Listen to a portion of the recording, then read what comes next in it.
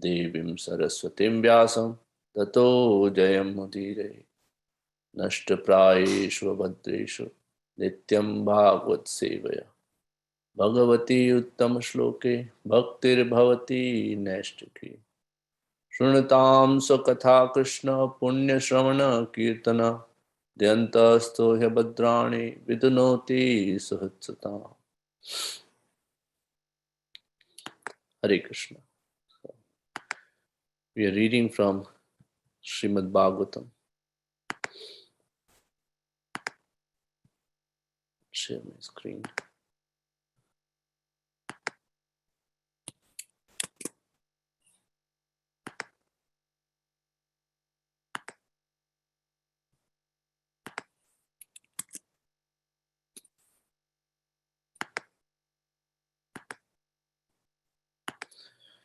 Verse number 6, chapter 9, canto 3.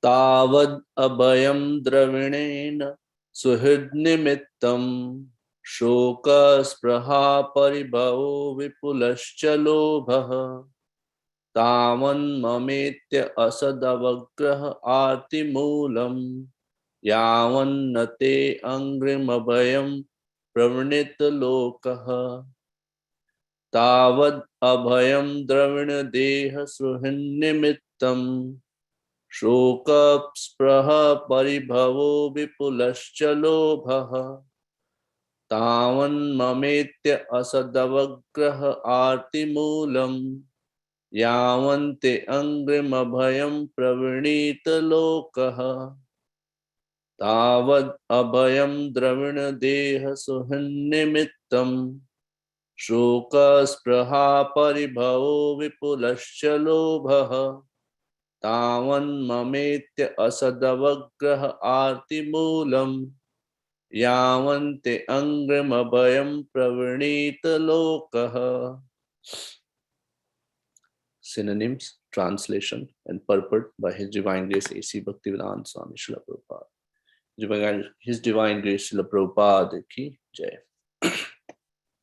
Tavat, until then, bhayam, fear, dravina, wealth, deha, body, suhrit, relatives, nimittam, for the matter of shoka, lamentation, spraha, desire, paribhava, paraphernalia, vipula, very great, cha, also, lobha, avarice, or greedy, too greedy, tavat, up to that time, mama, mine, iti, thus, asad, perishable, avagraha, undertaking, artimulam, full of anxieties. Yavat, as long as, na, do not, te, your, angri abhayam, safe lotus feet, pranit, take shelter, loka, the people of the world. Translation. O my Lord, the people of the world are embarrassed by all material anxieties. They are always afraid. They always try to protect wealth, body, and friends. They are filled with lamentation and unlawfully desires and paraphernalia. And they avariciously base their undertakings on the perishable conception of my and mine. As long as they do not take shelter of your safe lotus feet, they are full of such anxieties. Purport. One may question how one can always think of the Lord in regard to his name, fame, quality, etc. if one is embarrassed by thoughts of family affairs. Everyone in the material world is full of thoughts about how to maintain his family, how to protect his wealth, how to keep pace with friends and relatives, etc. Thus, he is always in fear and lamentation, trying to keep up with the status quo. In answer to this question, this verse spoken by Brahma is very appropriate. A pure devotee of the Lord never thinks of himself as the proprietor of his home. He surrenders everything unto the supreme control of the Lord. And thus, he has no fear for maintaining his family or protecting the interests of his family. Because of this surrender, he no longer has any attraction for wealth, even if there is attraction for wealth. It is not for sense enjoyment, but for the service of the Lord. A pure devotee may be attracted to accumulating wealth, just like an ordinary man. But the difference is that a devotee acquires money for the service of the Lord, whereas the ordinary man acquires money for his sense enjoyment. Thus, the acquisition of wealth by a devotee is not a source of anxieties, as is the case for a worldly man. And because a pure devotee accepts everything in the sense of serving the Lord, the poisonous teeth of accumulation of wealth are extracted. If snake has its poison removed and bites a man, there is no fatal effect. Similarly, wealth accumulated in the cause of the Lord has no poisonous teeth, and the effect is not fatal. A pure devotee is never entangled in material worldly affairs, even though he may remain in the world like an ordinary man. Om Ajnanatimirandhasya Jnananjana Shalakaya Chakshurmilitam Yena Tasmai Shri Guruve Namah.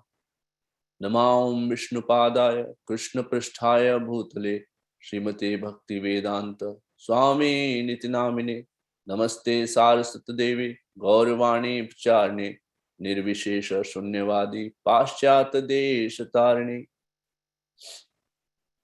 Vancha Kalpataru Vescha Kripa Sindhu Bhevacha Patitanam Pavanebhyo Vaishnavebhyo Namo Namah Shri Krishna Chaitanya Prabhu Nityananda Shri Advaita Gadadhar Srivasadi Gaur Bhakta Vrinda Hare Krishna Krishna Krishna Hare Hare Hare Rama Rama Rama Hare Hare. First of all, I'd like to pay my humble obeisances to all the assembled Vaishnavas, seeking their blessings so that I can say something appropriate, the line of parampara. It adds some value to this hour. I'd also like to pay my humble obeisances to the lotus feet of Madhupati Prabhu. I know he ordered me, must have given his blessings so that I can say something. Now, this is a wonderful verse being spoken by Lord Brahma, and he's talking about the people of material world. A context is that there's a discussion happening between Mahatma Vidur and Maitreya Muni. And Maitreya Muni is answering question from Mahatma Vidur that please tell me about creation. And Prabhupada says in his purports that in the other verses that a devotee should hear Srimad Bhagavatam's, even this creation part, sometimes it becomes too philosophical. Just like with the same great intensity as the person will hear the pastimes of Lord Krishna. There is no difference. And Prabhupada also says that we should, just like we have darshan of the deities of Sri Radha Shyam Sundar, starting from the lotus feet, and then we slowly go up till the lotus face of his lordship. Similarly, we should also approach Srimad Bhagavatam in a similar way, that these first few cantos are first canto, second canto, third canto, like that. We should progress slowly till we understand, and then once we have understood it, then only we move to the higher cantos. So that is the approach recommended. So in here, setting the example, Mahatma Vidur is inquiring about the creation. This, and then Maitreya Muni is then taking the example that how Lord Balaram said this katha of Srimad Bhagavatam, and then it is in that katha Lord Brahma first meditated on Krishna, and then he has received the knowledge. So that's the context. And then now, after receiving the knowledge, we'll talk about that later, but see how he's praying to, right after receiving the knowledge, he is praying to Krishna now. And that prayer is that, in a prayer's mood is like this, that, oh Krishna, you have given me this knowledge, now please give me intelligence so that I can use this knowledge constructively. That's the. So knowledge is, we hear that, Krishna has all opulences, all the 6 opulences in fullness,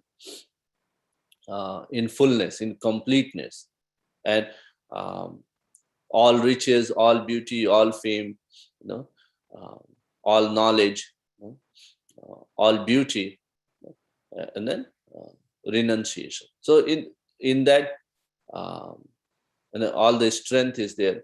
So in that sense, Lord Brahma has received this knowledge, and now he's praying that please give me intelligence, that I have received this opulence of knowledge. So how do I use it in your service? So similarly should be our mood. Okay? Whenever we have riches, that prayer should come in, that okay, I have received this opulence, opulence of one of the 6 opulences, some portion of it, some minute portion, and then please give me intelligence so that I can use it in the service of Lordship. So now, Lord Brahma has not yet created this universe, not yet started his creation, but he's actually talking about the people of the world. And one may ask this question that, Lord Brahma is just born, and then he has received this knowledge, and then he's about to start creation. How does he know that people are embarrassed because of all these material anxieties? That question may come. Right? Now he'll start the creation. And we can understand it by saying that when Krishna gave him knowledge, he knows, past, present, and future. And even in that position, Brahma gets bewildered. So what is our position? Even in that position, we know a very famous pastime of Krishna, Brahma Vimohan Leela, where Lord Brahma is bewildered. Okay. Who is, after having such great knowledge, he has the strength to do creation, and before doing that, he's offering such humble prayers. But even in that case, he's showing that how even he can get bewildered. So what is our position? Okay. Now, coming back to this verse, so what Lord Brahma is saying is that uh, people of this world are, uh, you know, in anxieties, a lot of anxieties. And then, what is the reason for the anxieties? The reason for the anxieties are that we are actually trying to seek um, happiness and trying to protect something which is non-permanent, which is related to this body, like family, um, wealth, friends, house, all these things. So we are trying to defend it.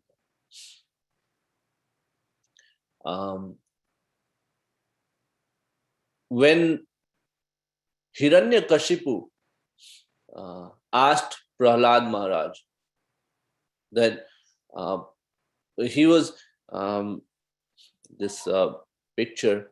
Where Hiranyakashipu was actually has taken Prahlad Maharaj in his lap, and then very nicely he's asking that, is trying to inquire that, okay, what are you hearing? What are you learning? Please tell me the best thing you have learned in your class. And Prahlad Maharaj says very nicely, Shri Prahlad Vacha Tat Sadhu Manne Asurvarya Dehinam Sada Samudvigna Diyam Asad Agrahat Hitvat Hitvatmapatam Griham Andakupam Vanam Gato Yaddarim Ashrayeta. He's saying that Tat Sadhu, that best knowledge, Tat Sadhu. Sadhu means the best knowledge here. Tat Sadhu, Manne, according to me, O Asurvarya,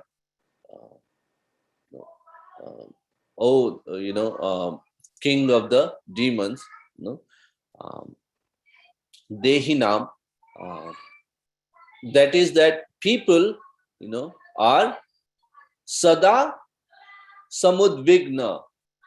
Udvigna means in anxiety, uh, and Samudvigna means complete anxiety. So they are, and then Sada means always. So Sada Samudvigna. Dhyam, and then why? So they are always in anxiety. And then why? Because Dhyam, their intelligence has taken, Asad Grihat. So their intelligence has taken shelter in the Asad. Asad is non-permanent. So their intelligence has taken shelter of something which is Asad. Sada Samudvigna, Dhyam, Asad Grihat. Asad is something which is non-permanent. So if anything is based on a foundation which is non-permanent, which is unstable, will that ever be stable? No, it cannot be. If this house is built on a foundation which is weak, which is non-permanent, this house will not be able to sustain the ups and downs of the of this world. So that, and what is that causing? That's causing the samudvigna, not ordinary udvigna, not ordinary anxiety. It's causing samudvigna. That's complete anxiety, and always. Sada means always. So that's what he's saying. And then he's saying that what you have to do, hitwa means please leave. What? Atmapatam, this place where you are being killed, kind of. And then this is the griham andakupam. This is a andakupa. Andakupa is a a well, a dark well. Kupa is well, and then Anda means dark. There is no water in it. It's dried, uh, and then uh, this griham, this worldly life, this family life is like a andakupam. That's what he's saying. So hitva atma patam. So you should immediately leave this place. Okay. So that's the instruction he's giving. And then what he's saying? He's saying that vanam gato yad harim ashrayeta. And then you go to Vrindavan. Vanam gato, vanam gato. Prabhupada is translating that as vanam gato yad harim ashrayeta. And then please take shelter of Hari.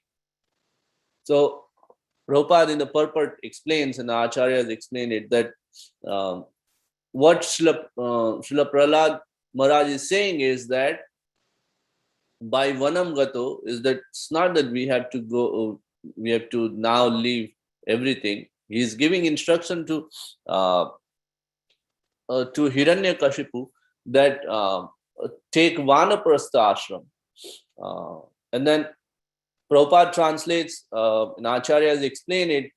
What he means is that we can go to, temple of Shri Radha Shyam Sundarji. That's because wherever Krishna is, there is Vrindavan. So that's Vrindavan.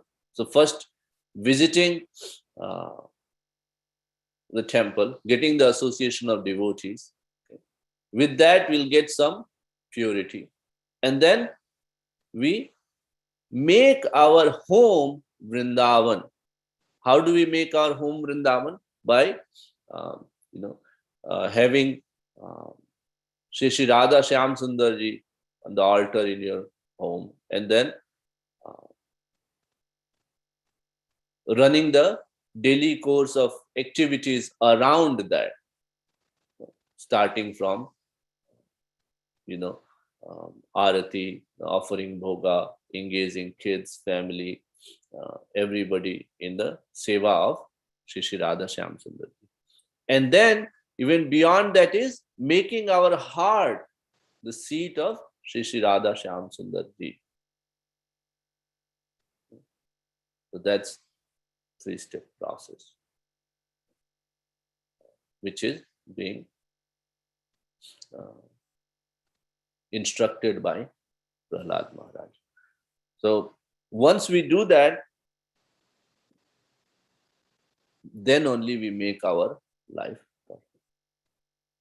And when we have centered, now we saw, we are seeing that how this foundation which is unstable is cause of all the miseries. But at the same time, when this instruction is being given that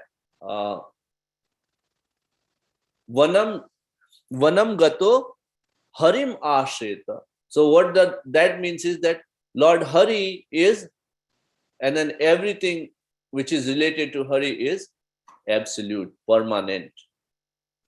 And then when we build that relationship, and then everything around that will be pleasure giving.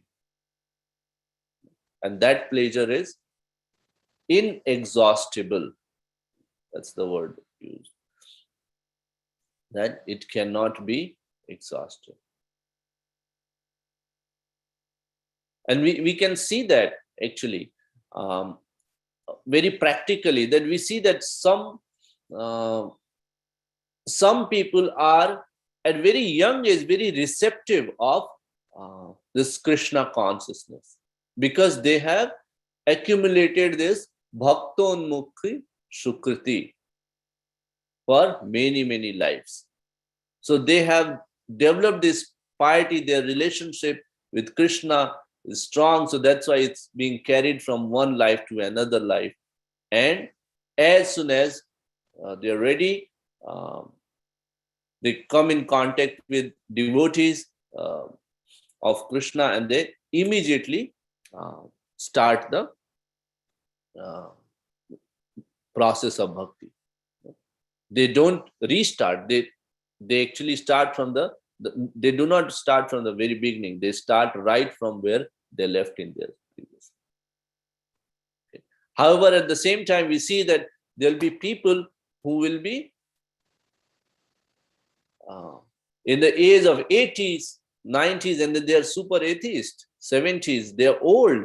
They have no strength, but still, with all strength, they are fighting, saying that, oh, what's the use of all this building temples? What's the use of wasting time, doing chanting? What is the use of,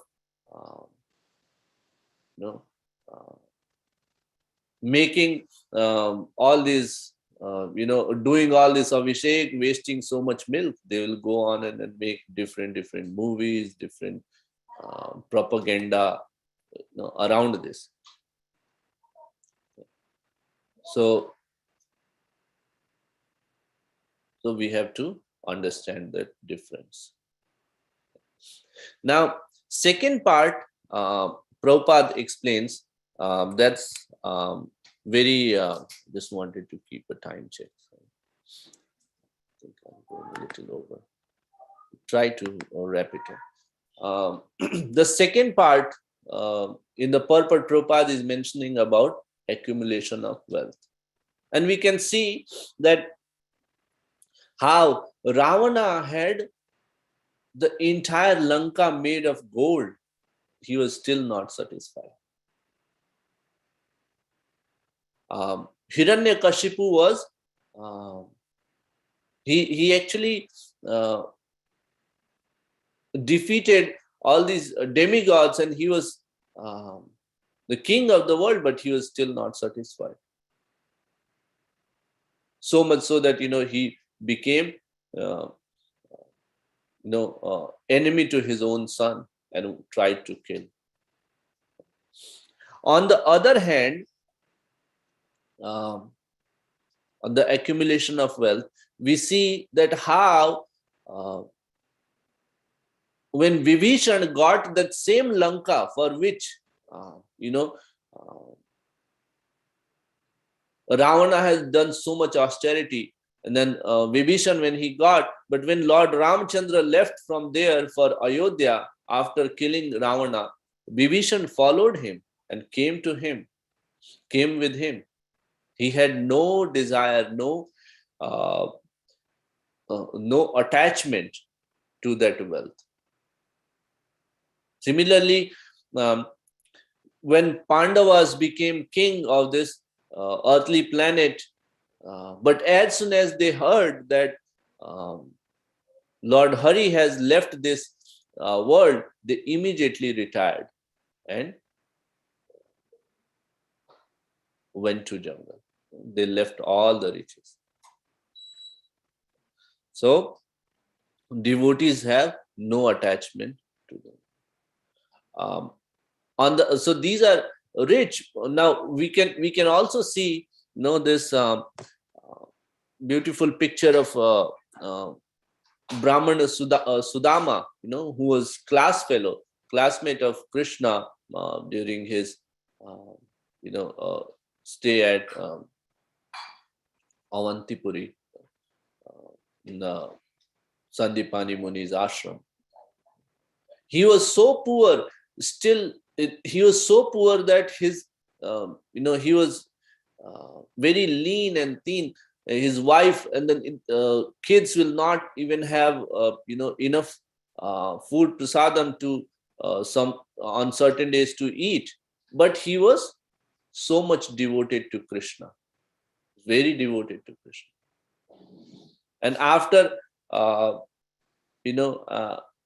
his wife asked him that please go and then meet your friend. He's king of Dwarka, and he will help you. When he went there, Lord Krishna came running.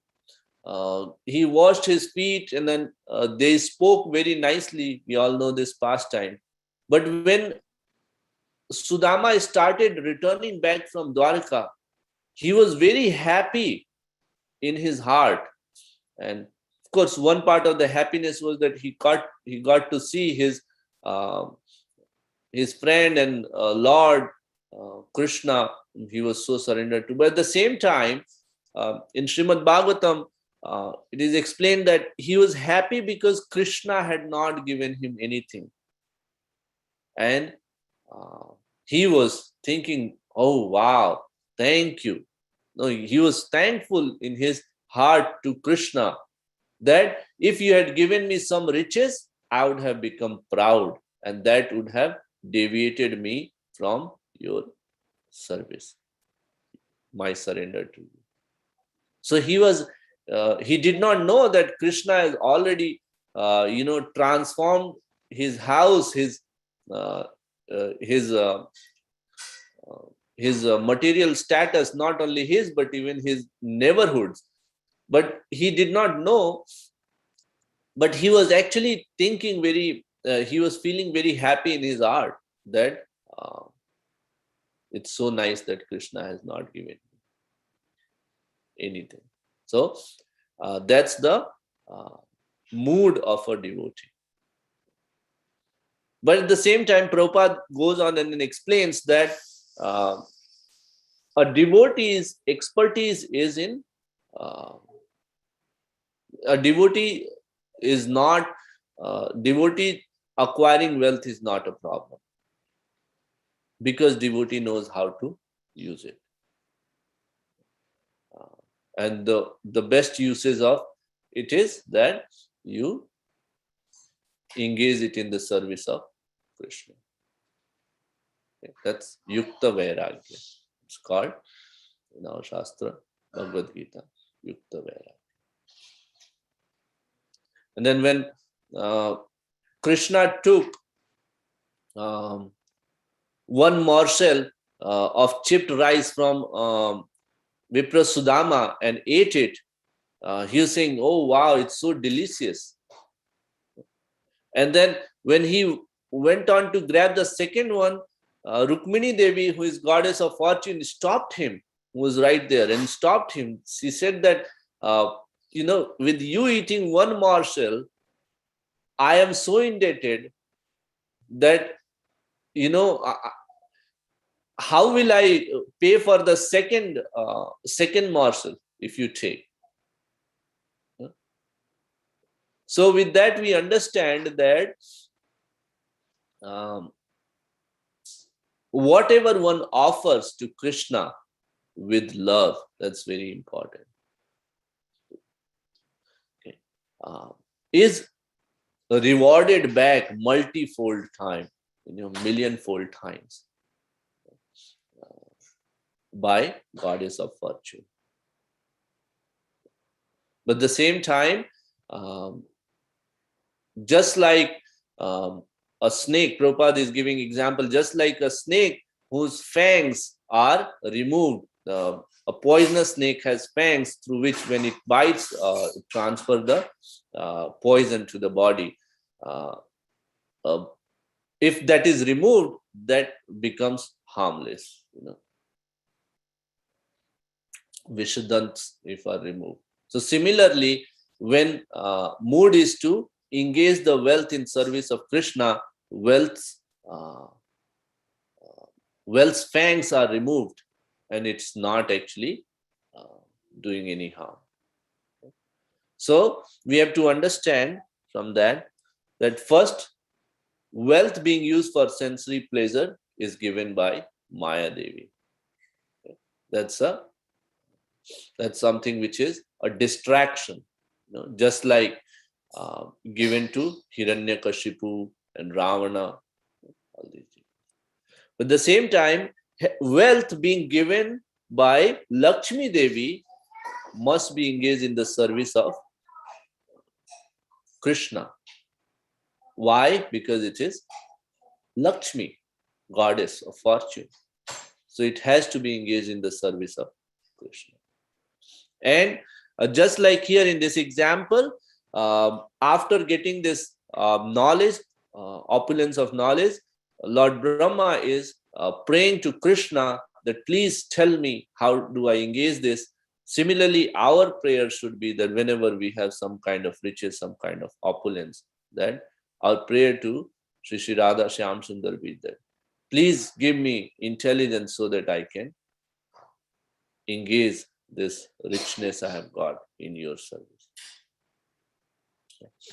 Sorry, I think I went few minutes over, but I'd like to take stop here. And, if there are any questions or comments, we can engage in Nityam Bhagavad Seva.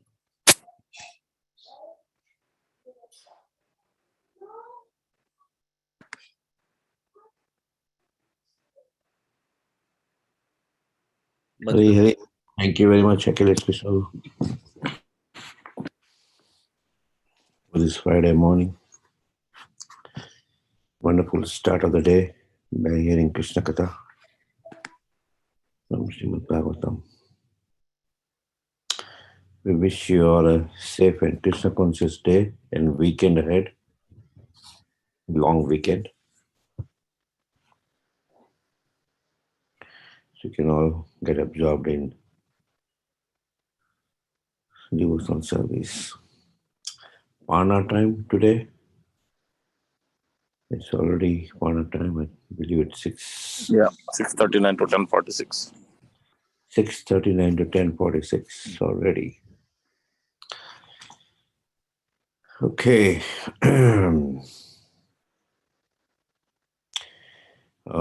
Any other announcement? The Govinda's menu will post it soon. Anybody wants to have a Govinda's over the weekend? It's out there. We'll have our Krishna Kathamrita third session on Sunday from 9 to 10:30 in the morning. This Sunday's class is by His Holiness Bhakti Rasamrita Maharaj. Okay. Anything else, Krishna? That's it. Get ready for Radhastami, September 13, Monday. September 13, Monday. Get ready. All right.